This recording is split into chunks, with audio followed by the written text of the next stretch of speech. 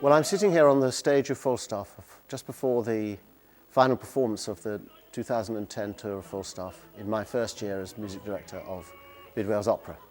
It's been a wonderful experience, and the thing I take away most from the experience is a chance to bring high quality opera to people that don't have opera coming to their location. Right across England and Wales, we've gone to places that just don't get opera at any other time.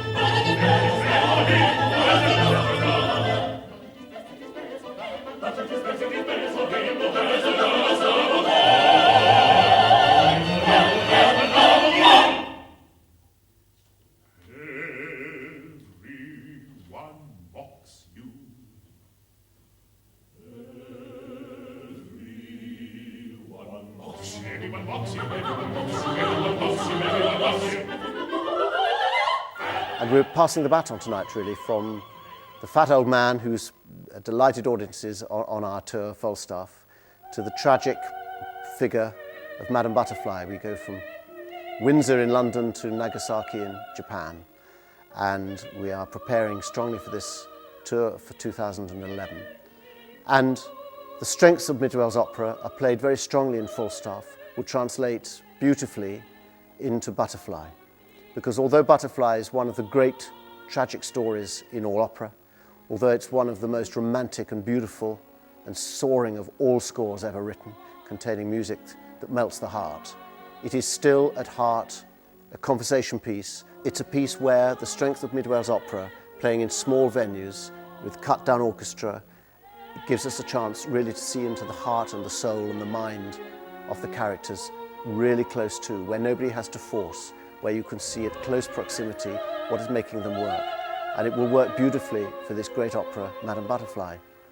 And what an irony that it was pretty much a failure at its first performance, and the Butterfly we perform is about the 5th version that Puccini made of it. And yet it is now the most performed opera in North America, and it must be on the top 3 or 4 of every opera house in the world. Around the time of the writing of Butterfly, early 20th century and late 19th, there was a huge interest in many Western European composers in the Oriental.